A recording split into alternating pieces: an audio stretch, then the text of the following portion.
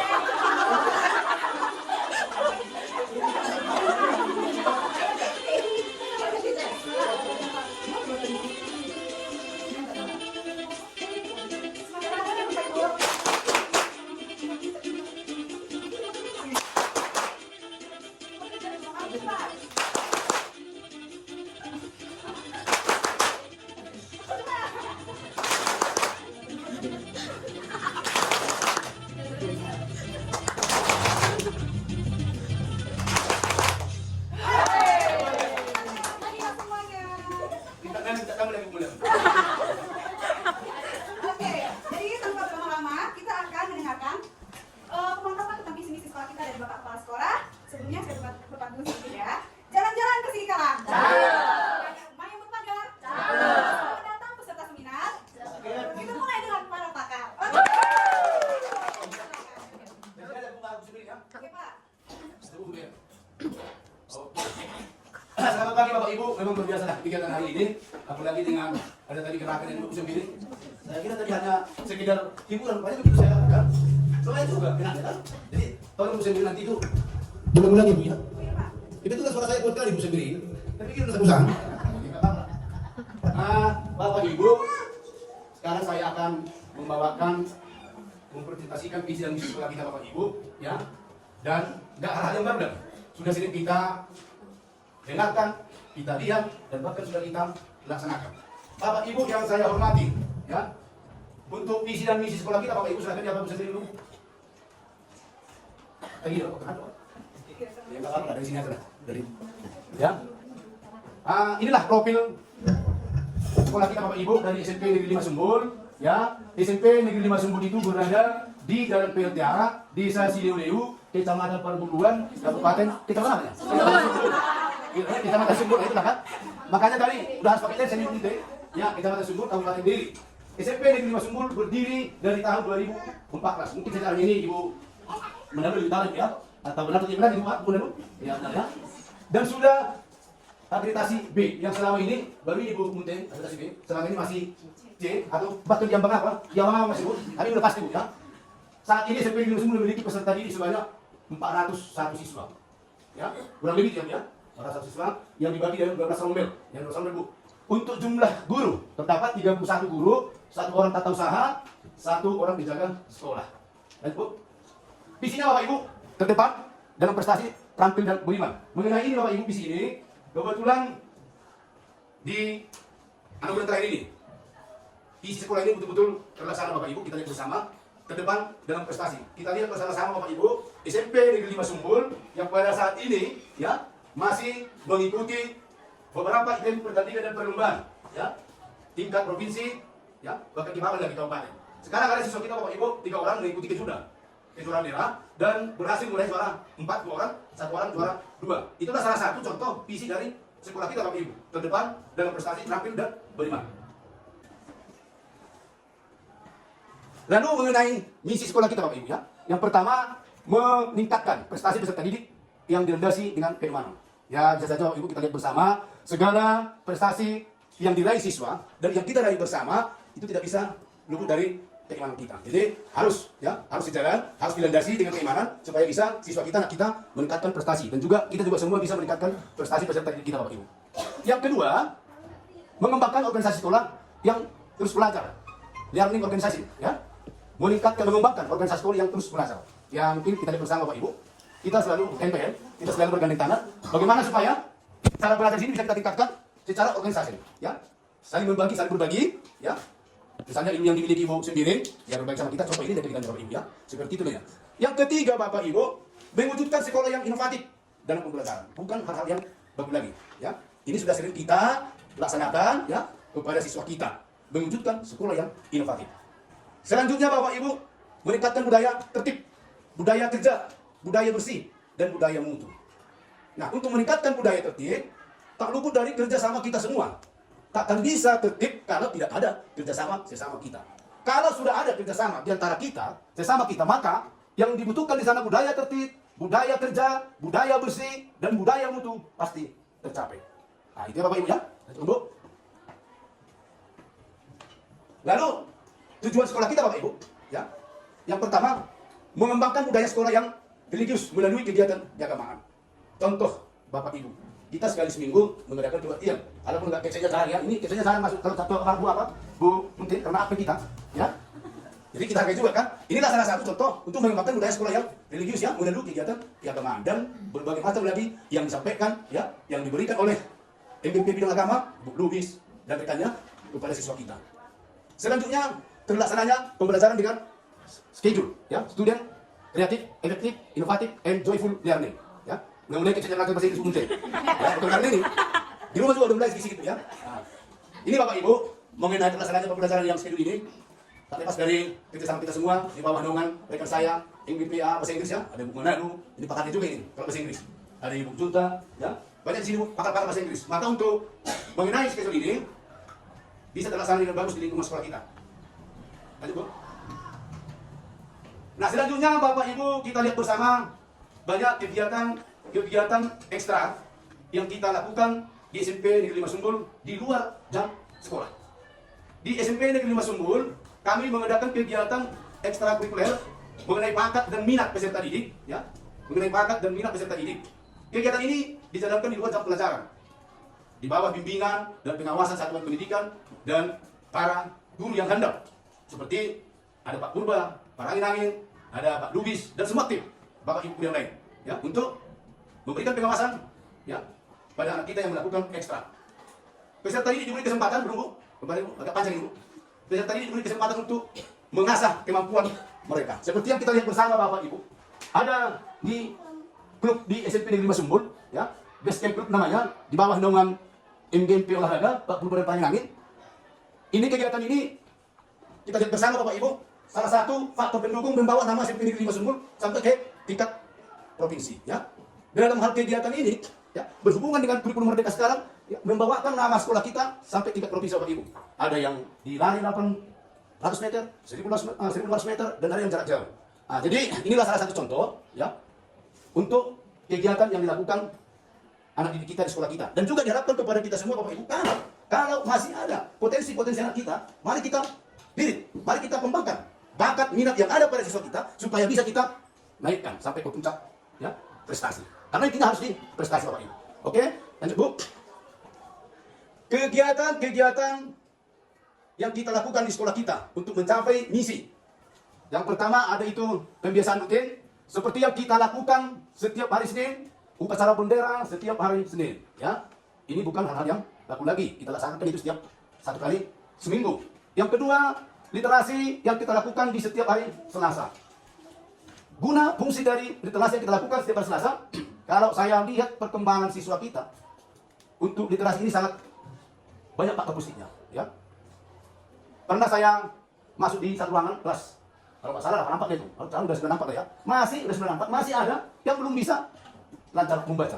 Sekarang, ketika kegiatan literasi yang kita lakukan setiap 1 kali seminggu, bertepatan Selasa, saya temui si anak, dia udah hampir bisa. Jadi, kegiatan ini harus kita kembangkan lagi Bapak Ibu, harus kita terapkan kepada siswa kita, supaya jangan lagi ada siswa kita yang tidak bisa membaca. Inilah, ya, yang perlu, sangat-sangat perlu kita terapkan kepada siswa kita Bapak Ibu. Selanjutnya, ada itu English Day. Tadi pagi saya lihat betul itu, disampaikan Ibu apa? Ibu dari Tepulu, ya. Sangat banyak nilai positifnya sama anak kita, ya. Maka selalu dikembangkan. Nanti MGMP bahasa Inggris makin giat lagi lah menyampaikan kepada kita, karena ketinggalan kita Bapak Ibu di sini, ya, dibandingkan dengan siswa kita yang ada di kota, mereka jemput bola, apalagi bahasa Inggris kan, mereka jemput bola, ya. Kadang belum apa-apa, Pak, saya mau les bahasa Inggris lah, saya mau di sini. Nah, itu kalau anak kita yang berada di kota. Kalau anak kita yang tinggal di sini yang bersama dengan kita kasih pun, udah kita kasih obat ini sama mulutnya nggak mau mendengar itu. Jadi tugas kita Bapak Ibu sangat berat, ya. Tugas kita sangat berat. Harus luar biasa kita mengarahkan anak Bapak Ibu. Jadi itu bedanya, ya. Jadi bagus itu yang nomor 3. Selanjutnya Bapak Ibu itu Kamis Budaya. Di sini kita ikuti bersama Kamis Budaya kita. Yang pertama, setiap hari Kamis siswa kita sudah ada ganti baju, ya. Artinya ada yang pakai ulus, hanya tekseknya kalau dia nggak pernah gunting. Ya, tekseknya belum pernah memang, ya. Jadi bagus ini Kamis Budaya, dan juga ada kegiatan-kegiatan yang dilakukan berhubungan dengan kegiatan Kamis Budaya. Selanjutnya Jumat Sehat yang kita laksanakan bersama, senam, ya. Ada yang senam biasa, ada yang dibawakan dengan senam aerobik. Bagaimana supaya siswa kita, anak kita senang untuk mengikuti kegiatan senam. Nomor 6, kegiatan rutin kita, ibadah rutin di hari Sabtu, ya. Ibadah rutin di hari Sabtu. Ini nggak sama, nggak hal-hal yang baru lagi. Kita lakukan setiap Sabtu, walaupun Pak Madawa agak jarang, kan? Tapi sekarang dia berdua dari rumah, ya. Bapak doakan ya, minta kerja saya dan murid saya supaya dalam melakukan ibadah semua dalam keadaan tertib. Oke Bu, teruskan Bu. Selanjutnya Bapak Ibu, kegiatan yang kita lakukan di sekolah kita untuk mencapai misi, ya, ada beberapa item itu. Yang pertama, kegiatan keteladanan, ya, kegiatan keteladanan seperti membudayakan kebersihan, kesehatan untuk semua warga sekolah. Berikut Bapak Ibu, apa itu? Menaati tata tertib yang berlaku, ya. Menaati tata tertib yang berlaku. Saya lihat Bapak Ibu, ya, dari murid kita dari 400-an dan Bapak Ibu 90% sudah melaksanakan ini, menaati tata tertib yang berlaku, ya. Dan harapan selanjutnya harus bisa sampai 100% supaya apa? Pencapaian misi kita bisa tercapai dengan sesempurna mungkin. Berikut Bapak Ibu memberi contoh berpakaian rapi dan bersih. Ya, kita lihat bersama, ya. Kita sudah kerjasama di lapangan bahkan di ruangan, ya, untuk memberikan saran motivasi kepada siswa kita supaya mereka, anak kita, bisa berpakaian rapi dan bersih. Selanjutnya, memberi contoh tepat waktu dalam segala hal, ya. Memberi contoh tepat waktu dalam segala hal. Ini juga Bapak Ibu, ya, sudah kita laksanakan, tapi masih kalau untuk poin yang keempat masih rendah. Tingkat pelaksanaan memberi contoh yang tepat waktu dalam segala hal masih rendah. Yang diharapkan untuk mencapai misi dari SMP Negeri 5 Sumur, punya kekuatan harus kita tingkatkan, ya. Bagaimana cara kita untuk memaksakan anak kita terlambat kau, anakku, sementara kita terlambat, sehingga terjadilah kebohongan bersama antara guru dan siswa. Senyum siswanya, gurunya juga senyum, kan? Padahal yang dia sudah menilai kita kan, menilai kita. Oh, kompakkan SMP 5 antara guru dan siswa dalam hal keterlambatan. Ya. Nah, ini yang diharapkan. Untuk poin nomor 4, Bapak Ibu, perlu kami tekankan, harus kita tingkatkan. Artinya, Bapak Ibu yang saya hormati, ya, kalaupun misalnya seperti yang pernah sampaikan, masa nggak ada sih yang nilai dari pimpinannya, kalaupun pimpinannya contoh agak seringnya terlambat, jangan dilihat. Ya, pasti ada gaya-gaya tertentu yang kita lihat dari Bapak kita misalnya, ada kita. Pak Manau yang bisa saya contoh inilah. Ya. Yang nggak perlu dicontoh, inilah. Harus itu. Jadi kalau udah mendekat sama kita harus seperti itu untuk poin nomor 4, udah bisa. Ya. Memang simple menyampaikan itu ya, memberikan contoh yang tepat dalam segala hal. Ya. Maksudnya udah keterlambatan tadi dari siswa itu sampaikan itu. Jangan terlambat tuh. Ya bu, siswa. Datang siswa di kita. Ini duduk sendiri gitu. Apa cuma aku dibilang jangan terlambat? Itu. Karena sekarang ini misalnya menilai, ya. Anak kita juga udah pintar berapa menilai kita. Apa lo bilang? Dulunya waktu kita masih SD, kalau kita lihat guru ketemu dengan guru, menari dong. 10 meter ketemu dengan guru, balik kanan terus. Kalau sekarang juga, kata-kata begini bu, dan lima. Nah itu ya. Jadi marilah Bapak Ibu, saya akan kembali untuk nomor 4, ya. Harus MPK kita Bapak Ibu supaya ini bisa terlaksana sesempurna mungkin di SMP Negeri 5 Sumbul. Yang terakhir, memberikan contoh penampilan yang sederhana. Nah ini mantap ini ya. Nggak perlu berlebihan. Ada pepatah menyatakan gara-gara aksi. Terakhir jadi bau, terasi. Gara-gara aksi jadi bau, terasi Bapak Ibu. Saya kalau penampilan ini secara hebat, kan? Padahal isinya kosong. Menengah saya tulisin bahasa Inggris, nah? Ya kan itu bahasa Inggris kan, menentukan. Gaya banyak, isi nggak ada. Nah, jadi ini sangat perlu Bapak Ibu memberikan contoh penampilan sederhana. Kita arahkan anak kita yang sederhana. Demikian, ya, visi dan misi sekolah kita Bapak Ibu. Mudah-mudahan bisa kita ambil yang positifnya, ya, supaya bisa kita terapkan pada pribadian kita masing-masing. Sekian dan terima kasih. Jadi di sini ada beberapa dokumentasi juga Bapak Ibu, bagaimana kegiatan yang kita laksanakan di sekolah kita untuk mencapai visi dan misi ya. Di sini ada untuk kegiatan untuk mencapai visi kita dalam siswa teman-teman ya, ada kita lihat di sini ada paskibra, ada tarian ya, tarian tradisional, kemudian ada pembelajaran inovatif, ya ini menggunakan puisi dan juga ada diskusi menggunakan problem solving. Jadi itu beberapa contoh kegiatan pembelajaran yang student kreatif, efektif, inovatif dan cheerful learning. Oke, jadi kita ucapkan terima kasih kepada Bapak Kepala Sekolah yang sudah menjelaskan panjang dan lebar mengenai visi dan misi sekolah kita. Semoga dari penjelasan Bapak yang disampaikan kepada kita bisa bekerja sama, saling berkolaborasi untuk mencapai visi dan misi sekolah kita. Sekali lagi terima kasih Pak. Oke, selanjutnya tanpa berlama-lama, kayaknya semuanya pasti sudah penasaran tentang kali ya. Iya, jadi Bu, inilah kami untuk tahun ini pertama kalinya kami menggunakan kurikulum Merdeka. Soalnya ini masih belajar, ya. Jadi untuk penjabaran mengenai implementasi kurikulum Merdeka akan disampaikan langsung oleh narasumber kita, Kepsek hebat, ya, yang disampaikan tadi, Ibu Lucia Deslanute, SPD. Oke, sebelumnya saya lupa tunjuk juga untuk Ibu ini. Jalan-jalan ke Merauke. Jangan lupa beli kedondong. Kepada Ibu Munte, bagi untuk yang punya dong. Oke,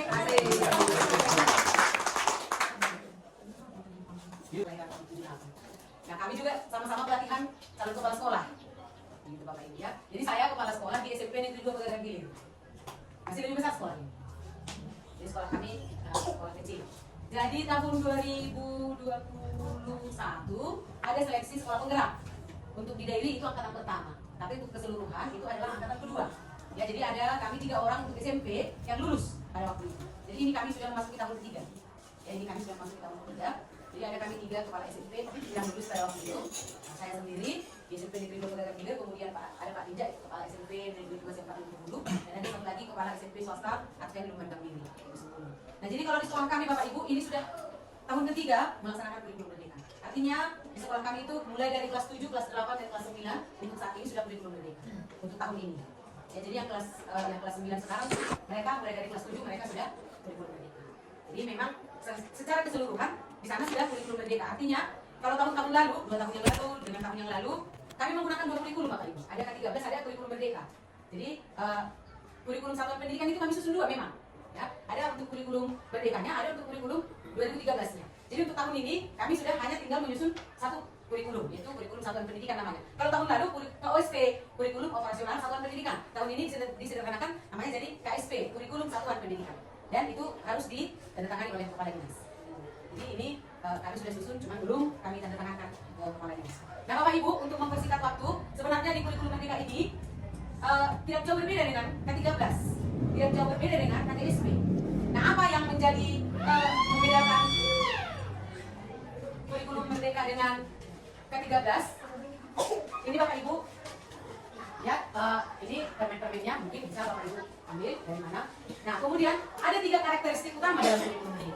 Ya, yang pertama yaitu bahwa ada penyederhanaan konten. Dia fokus pada materi esensial, materi yang sangat-sangat penting, materi yang sangat-sangat dibutuhkan oleh siswa. Artinya kita diberikan kemerdekaan untuk memilih materi apa yang mau kita ajarkan. Begitu. Itu bedanya dengan K13 atau KTSP yang lain. Jadi dari kurikulum dari CP yang diberikan oleh ini pakai ini. Suara saya juga agak oh gitu. Baik, Bapak Ibu. Nah, jadi ini di kurikulum merdeka itu kita diberikan kemerdekaan memilih materi apa yang mau kita fokuskan ke anak-anak, begitu.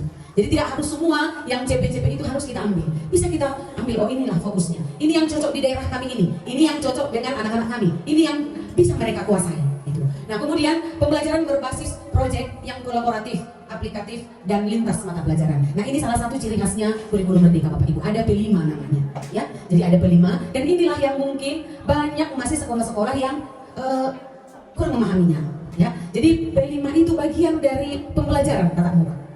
Ya, bagian dari pembelajaran di kelas. Hanya bedanya kalau P5 itu dia lintas mata pelajaran. Tidak hanya satu mata pelajaran, tetapi lintas mata pelajaran. Bisa beberapa mata pelajaran itu berkolaborasi membentuk satu P5. Gitu. Kemudian yang ketiga, rumusan capaian pembelajaran dan pengaturan jam pelajaran yang memberi fleksibilitas untuk merancang kurikulum operasional. Nah, artinya kita diberikan. Nah, kalau di ini menyangkut dapodik Bapak Ibu, ya. Banyak sekolah karena berkurang ya Bapak Ibu ya, di kelas berkurang jamnya kalau kurikulum merdeka. Misalnya yang tadinya agama 3 jam, di kelas jadi 2 jam. PKN yang tadinya 3 jam, di kelas jadi 2 jam. Begitu kan Pak? Ya. Dilaksanakan kan Pak? Nah, ada banyak guru yang merasa galau. Apalagi yang sudah sertifikasi.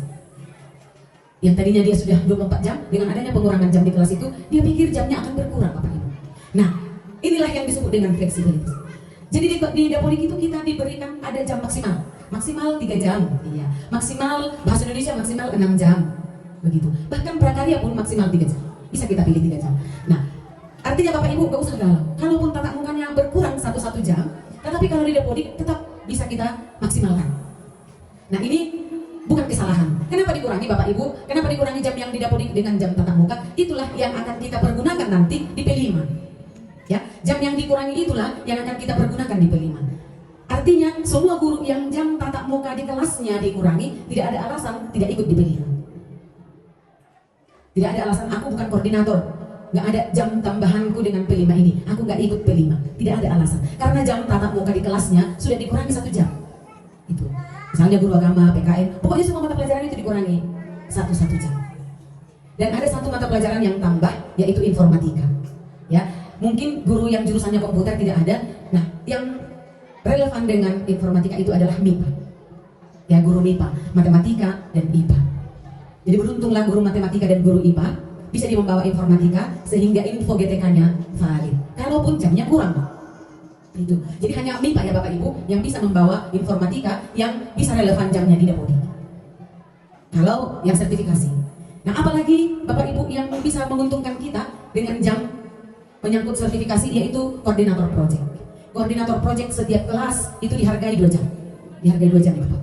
Ya. Hanya koordinatornya Bapak Ibu ya, hanya koordinatornya. Artinya kalau saya di SMP 2 Pegagan Hilir, ketika ada guru yang masih kurang jamnya, padahal dia sudah sertifikasi, maka kami berdiskusi. Bapak inilah yang kita buat koordinator proyek ini ya di kelas ini, supaya dia bisa valid info GTK-nya. Dan 1 orang guru Bapak Ibu bisa menjadi koordinator maksimal di 3 kelas. Iya, bisa menjadi koordinator P5 maksimal di 3 kelas, hanya 3 kelas ya Bapak Ibu, nggak boleh 4 kelas, hanya 3 kelas. Nah, jadi kalau kami di sana kebetulan kami hanya 9 kelas semuanya, 3. Jadi 9 kali 2 sudah 18 jam terselamatkan dengan koordinator project. Karena kami sudah semuanya kurikulum merdeka.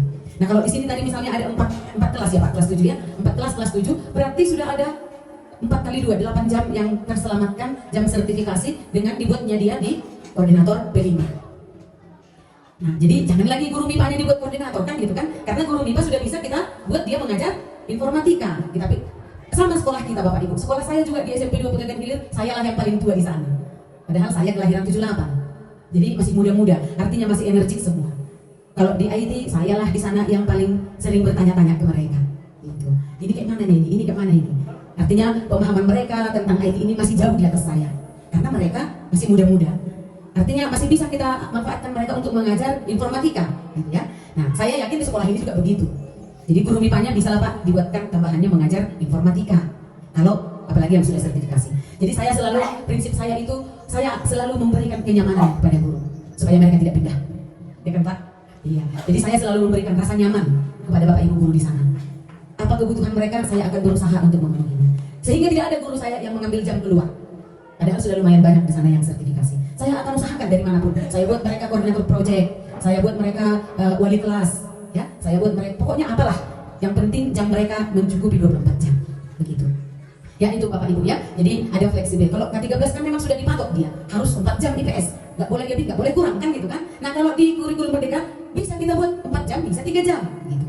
Jadi ada fleksibel. Kemudian, nah ini apa kekhasan dari kurikulum merdeka itu? Nah ini Bapak Ibu. Jadi di kurikulum merdeka itu ada yang disebut dengan pembelajaran intrakurikuler dan ada P5. Nah intra inilah yang tatap muka kita di kelas.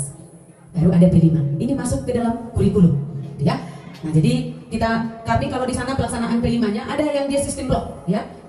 P5 itu ada sistem blok dia, misalnya 4 bulan dari Januari sampai April tatap muka terus. Baru nanti Mei Juni P5 terus, begitu. Ada yang buat seperti itu. Ada yang buat juga sistem bloknya per minggu. Misalnya Senin sampai Kamis pembelajaran di kelas, Jumat sampai Sabtu P5, begitu. Nah kalau kami di sana kami buat 3 hari 2 jam terakhir P5.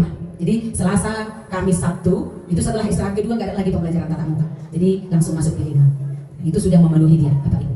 Nah kemudian satuan pendidikan dapat menambahkan muatan lokal, nanti bisa kita lihat ada di pengaturan jamnya. Nah, jadi mengintegrasikan ke dalam mata pelajaran yang lain. Nah ini P5 tadi, ya. Kemudian cepat-cepat aja ya Pak. Nah inilah dia pembagian mata pelajarannya di kurikulum merdeka. Jadi agama itu yang 72 jam lah dia untuk satu tahun itu. Nah jadi yang dalam kurung itu dia tatap muka setiap hari, setiap kelasnya. Nah, jadi jumlahnya yang di bawah. Artinya Bapak Ibu ada di situ tanda, misalnya diikuti oleh peserta agama. Kemudian ini Bapak Ibu seni dan prakarya. Itu mata pelajaran pilihan, seni dan prakarya. Bisa dipilih hanya seni, bisa dipilih hanya prakarya, tapi bisa diambil dua-duanya. Kami sudah buktikan, karena kebetulan ada guru seni kami, dia sudah sertifikasi. Ya, dia sudah sertifikasi. Ada juga P3K yang ditempatkan ke sana, dia prakarya. Nah kalau nggak saya pilih prakarya hanya seni, dia mau mengajar apa? Kan gitu kan?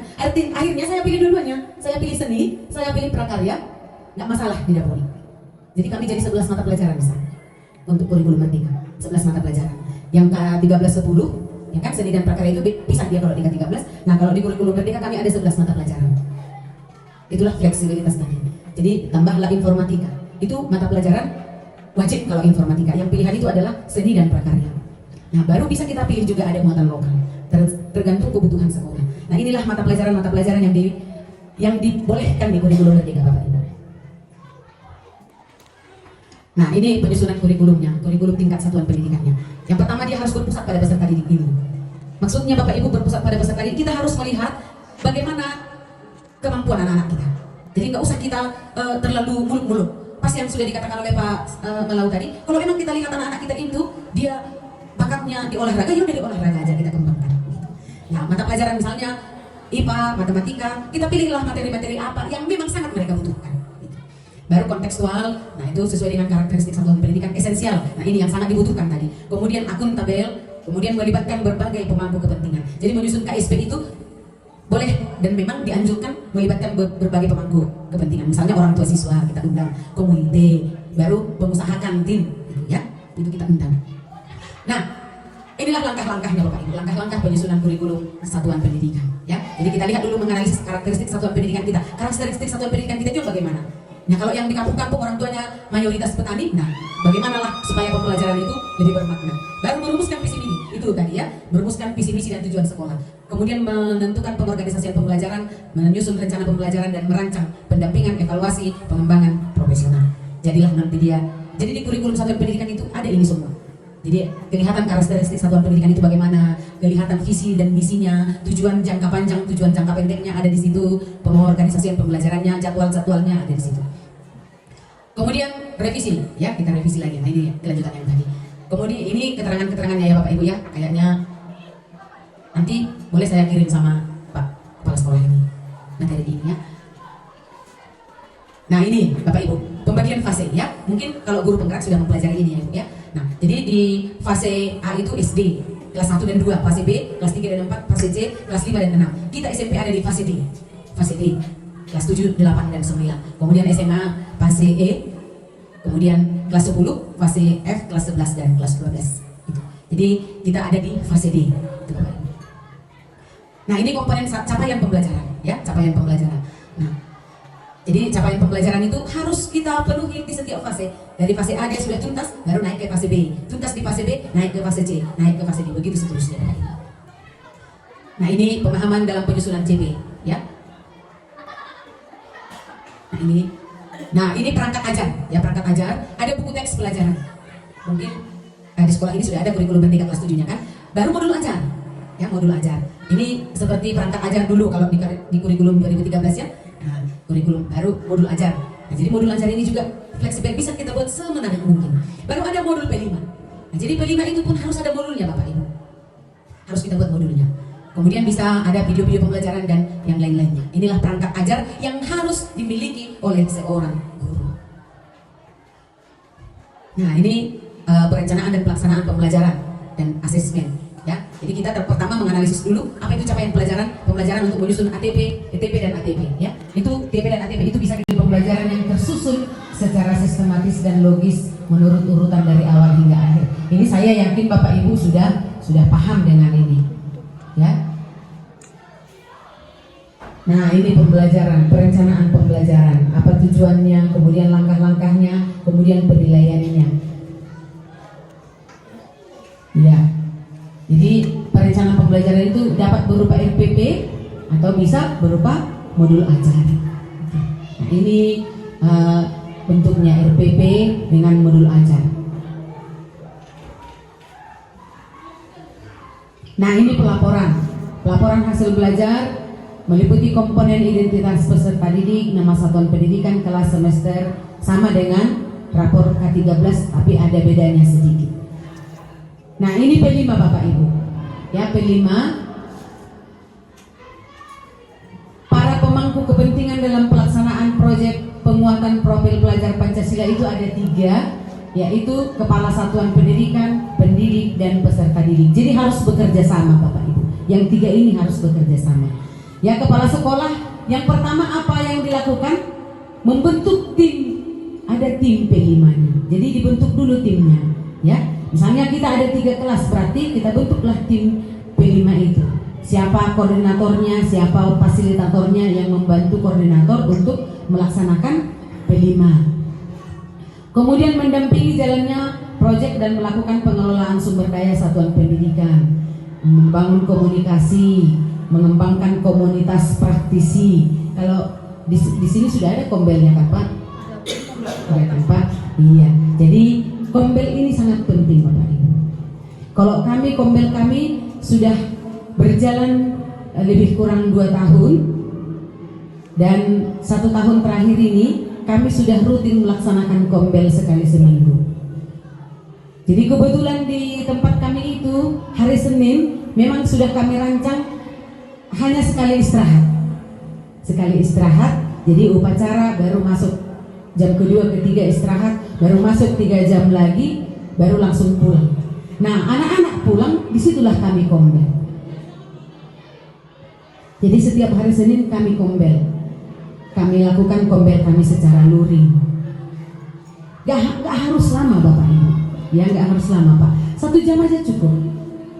Ya, 1 jam aja cukup. Dan di pengelolaan kinerja Bapak Ibu tidak ada lagi guru kami yang membagi-bagikan informasi webinar. Karena saya sudah mengeluarkan sertifikat kombel. Jadi mereka pilih aja berbagi praktik baik misalnya. Jadi pematerinya di kombel itu kami buat berganti-ganti. Gitu. Kami buat berganti-ganti. Jadi setiap hari Senin rutin itu kami lakukan. 1 jam aja, nggak usah lama-lama. Jadi anak-anak misalnya pulang jam 12, kita mulai pukul 12.15 kombel, selesai 13.15. Belum terlalu lama kita pulangkan Bapak Ibu, kalaupun sampai 1:30 kita pulangkan belum terlalu lama. Gitu. Jadi 1 jam ke 1,5 jam. Kalau memang sepertinya penting sekali yang mau dibicarakan itu, sampai dia ke 1,5 jam. Kalau enggak, hanya 1 jam Bapak Ibu. Hanya 1 jam. Jadi kombel kami sudah terlaksana secara luring setiap hari Senin. Dan sertifikat sudah ada di semester lalu, sudah 3 sertifikat. 1 sertifikat ditandatangani pengawas, Pak. Iya, ditandatangani pengawas. Yang 2 lagi kata Ibu Linda udah kau aja yang menandatangani. Samanya kekuatannya itu katanya. Jadi ketua Kombel baru saya menandatangani sertifikatnya. Dan itulah yang mereka upload di pengelolaan kinerja di PMN-nya. Jadi nggak sibuk-sibuk lagi. Sekarang kan sudah banyak kan Pak, ke grup-grup yang kita masuki banyak yang membagi-bagikan informasi webinar, ya kan? Ikuti. Karena memang syaratnya harus dibagikan ke 5 grup kan itu kan? Bagikan ke 5 grup katanya. Jadi sibuklah orang membagi-bagikan itu. Jadi kalau kawan-kawan kita yang di sana nggak pernah seperti itu. Karena sertifikatnya sudah disediakan oleh sekolah. Ya, sertifikat Kombel. Kalau semester lalu kami lakukan Kombel 2 kali daring, Pak. Iya, kami daftarkan di PMM. Kami buat daring 2 kali. Nah, selebihnya itu kami laksanakanlah secara luring. Nah, di Kombel itulah kita membahas bagaimana pembelajaran di kelas, bagaimana progresnya P5 itu. Bagaimana dengan P5 itu berhasil enggak, bermanfaat enggak bagi anak-anak? Bisa enggak mereka ikuti? Bisa enggak mereka ambil manfaatnya untuk kehidupan mereka selanjutnya? Itu. Jadi sangat perlu ya Bapak Ibu. Jadi ada kita buat komunitas, ya. Enggak usah sampai ke sekolah-sekolah lain, hanya satu sekolah kita aja. Kemudian tugas kepala sekolah yang lain melakukan coaching secara berkala bagi pendidik, ya. Kemudian merencanakan, melaksanakan, merefleksi, mengevaluasi pengembangan aktivitas dan asesmen P5. Itu untuk kepala satuan pendidikan. Untuk pendidik itu adalah tugasnya yang pertama merencanakan P5. Merencanakan, tapi harus bersama-sama dengan siswa. Kemudian yang kedua fasilitator Bapak Ibu. Jadi kita Bapak Ibu guru ini hanya fasilitator, memfasilitasi anak-anak kita, membantu mereka mengembangkan dirinya. Itu. Jadi tugas kita membantu mereka, memfasilitasi mereka, mengembangkan bakatnya, mengembangkan dirinya. Baru pendamping, supervisor dan konsultan, kemudian moderator. Itulah sebagai pendidik. Kemudian sebagai peserta didik, mengasah komitmen. Nah ini. Ya, harus ada komitmen di anak-anak itu, jangan bosan. Ya. Kemudian mengembangkan kemandirian untuk berpartisipasi aktif dalam proses pembelajaran sesuai dengan minat dan kemampuan yang dimilikinya. Kemudian melakukan refleksi secara konsisten. Nah inilah peran-peran 3 pemangku kepentingan ini Bapak Ibu dalam P5. Ya, dalam P5. Kemudian ada dinas pendidikan. Ya, dinas pendidikan, kalau kita kabupaten, dinas pendidikan kabupaten berkoordinasi dengan satuan pendidikan ya melalui pengawas gitu ya. Kemudian memberikan dukungan, jadi memastikan hasil asesmen dipergunakan sebagai umpan balik. Jadi ada 7 tema untuk SMP. Nah ini pilihan waktu pelaksanaan P5. Nah ada yang buat seperti ini Jumat Sabtu, ada hanya hari Jumat begitu, atau seperti yang kami buat di sekolah kami 22 jam pelajaran 3 hari gitu, ya setiap minggunya. Nah ada yang seperti ini, ada yang seperti ini. Nah itu tergantung sekolahnya, namanya kurikulum merdeka Bapak Ibu ya. Nah ini contohnya ya, contoh dimensinya P1 proyek yang pertama berkebinekaan global, yang kedua berkebinekaan global, yang ketiga bergotong royong. Jadi kita pilihlah dari tema yang 7 tadi. Nah menyusun modul P5, jadi seperti yang sudah saya katakan di awal tadi, modul P5 itu harus kita buat dulu. Nah berdasarkan modul itu, sama dengan modul ajar ya, jadi di modul ajar itu yang kita ikutikan Bapak Ibu, kalau mau mengajar, pertemuan pertama inilah langkah-langkahnya, pertemuan kedua ini langkah-langkahnya, pertemuan ketiga ini, sama P5 juga begitu, pertemuan pertama inilah, pertemuan kedua ini, kan nggak mungkin langsung masih pertemuan pertama, kayak MPK tadi langsung mereka meracik, kan nggak mungkin. Pertemuan pertama mungkin perkenalan dulu, dikenalkan fasilitatornya dulu, MPK itu apa aja, gitu kan? Apanya sebenarnya yang dibutuhkan cabai kita itu supaya cabai itu tumbuh, kan hanya MPK kan Bapak Ibu? Iya, itu jadi baru sampai pertemuan keberapa mungkin masih teori, baru pertemuan kesekian, oke, kumpulkan besok bawa ini semua, kan? Jadi mereka cucian beras mereka itu nggak mereka buang lagi, mereka masukkan ke botol air minum kemasan, mereka